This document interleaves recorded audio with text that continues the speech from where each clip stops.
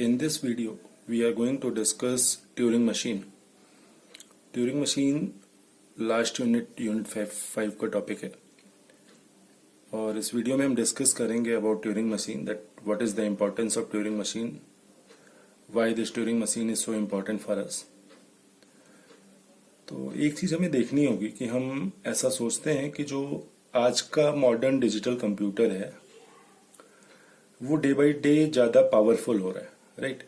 तो जब हम पावर की बात करते हैं तो पावर से हम पहले भी देख चुके हैं, इसके पहले की यूनिट्स में मशीन्स में डिस्कस कर चुके हैं कि पावर से मतलब होता है कि कितनी लैंग्वेजेस को वो एक्सेप्ट कर रहा है. जो ज्यादा लैंग्वेज एक्सेप्ट करता है वो ज्यादा पावरफुल होता है. तो अगर हम ये सोच रहे हैं कि जो कंप्यूटर हमारा आज है या जो अगर उसको हम कंपेयर करें 25-30 साल पहले वाले कंप्यूटर से और ये सोचें कि आज का कंप्यूटर ज्यादा पावरफुल है, तो कंप्यूटर पावरफुल नहीं है. कंप्यूटर की कंप्यूटेशन स्पीड बढ़ी है. सीपीयू की कंप्यूटेशन स्पीड हम बढ़ा रहे हैं तो कंप्यूटेशन फास्ट हो रहा है.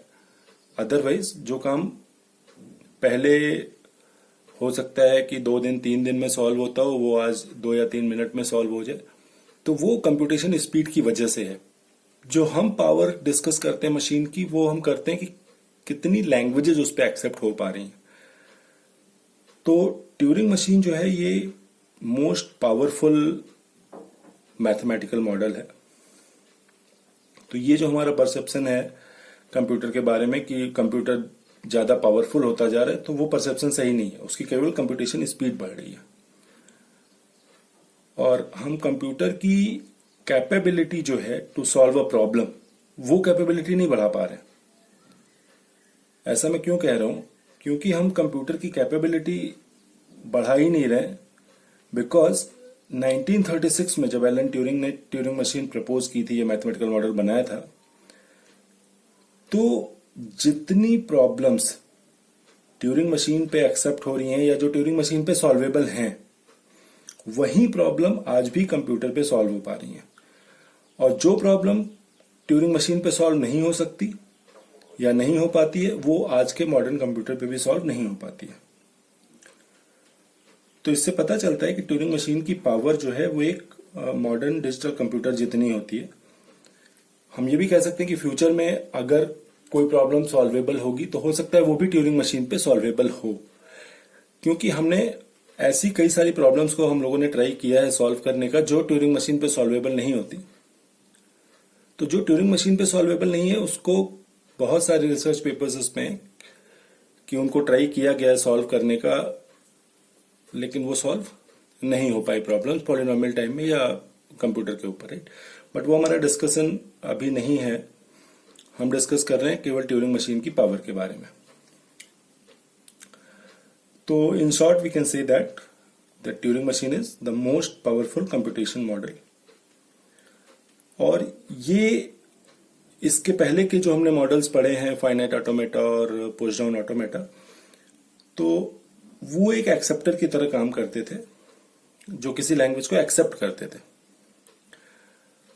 रेगुलर ग्रामर लैंग्वेज जनरेट करेगी, फाइनाइट ऑटोमेटा उसको एक्सेप्ट करेगा. Context free grammar language generate करेगी, पुश डाउन ऑटोमेटा उसे एक्सेप्ट करेगा.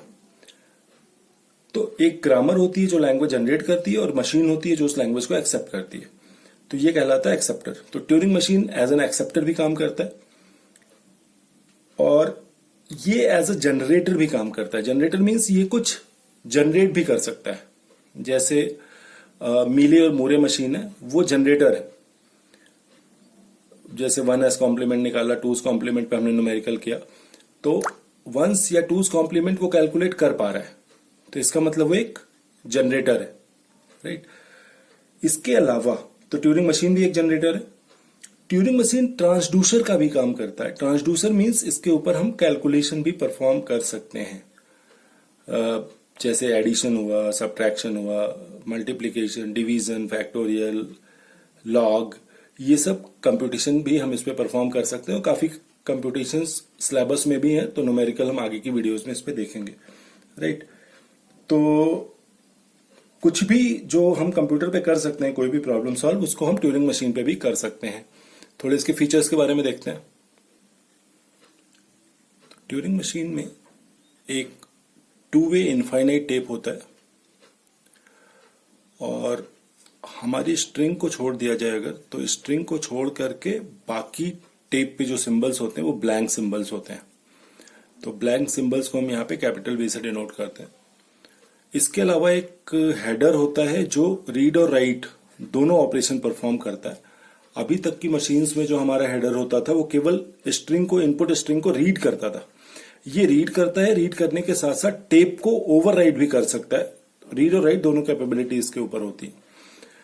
और एक हमारा फाइनाइट कंट्रोल होता है। फाइनाइट कंट्रोल मीन्स स्टेट्स होंगी और स्टेट्स के साथ ट्रांजिशन फंक्शंस होंगे, राइट। तो उसके अकॉर्डिंग इनपुट को रीड करेंगे और फिर डिसीजन लेंगे कि नेक्स्ट स्टेप क्या करना है। So it is a model on which modern digital computer is based, अभी डिस्कस किया हमने, ठीक है।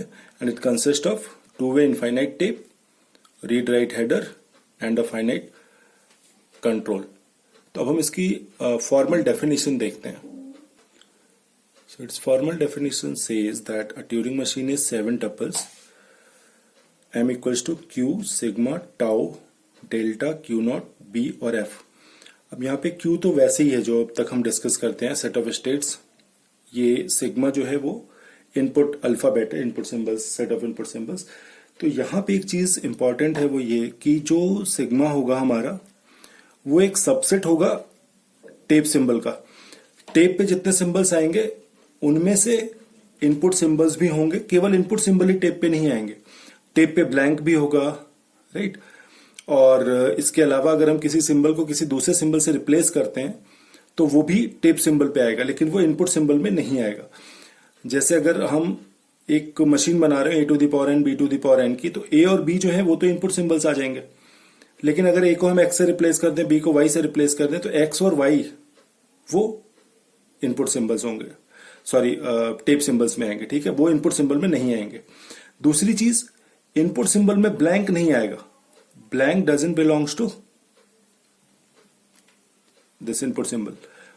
और टेप सिंबल में क्या होता है, टेप सिंबल में वो सारे सिंबल्स जो टेप पे आ रहे हैं, तो जो इनपुट अल्फाबेट होगा वो एक सबसेट होगा टेप सिंबल का, यानी टेप सिंबल में ये आएगा, प्लस जो ब्लैंक आता है ब्लैंक भी बिलोंग करेगा टेप सिंबल को। तो ब्लैंक टेप सिंबल में आएगा, ब्लैंक इनपुट सिंबल में नहीं आएगा।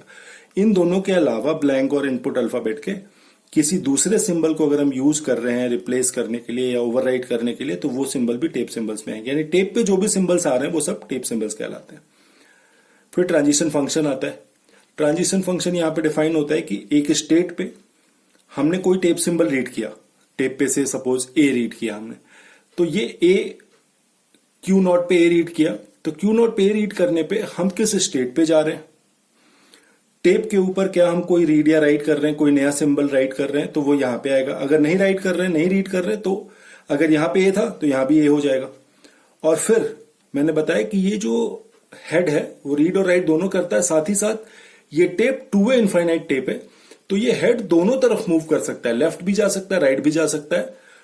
तो लेफ्ट जा रहा है या राइट जा रहा है या सेम स्टेट पे रुका हुआ है, नो मूव की स्टेट इसे कहते हैं, तो या तो लेफ्ट जाएगा या राइट जाएगा या नो मूव। तो ये मेंशन करना होगा ट्रांजिशन फंक्शन के अंदर। क्यू कौन सा सिंबल रीड किया उस स्टेट पे, किस स्टेट पे गए, टेप पे क्या राइट किया, और लेफ्ट गए, राइट गए या नो मूव, राइट। बाकी क्यू नॉट इनिशियल स्टेट है, पता ही हमें, बी ब्लैंक सिंबल है, और एफ जो है as usual set of final states. तो अब नेक्स्ट वीडियोस में हम इसी ट्यूरिंग मशीन के न्यूमेरिकल्स देखेंगे।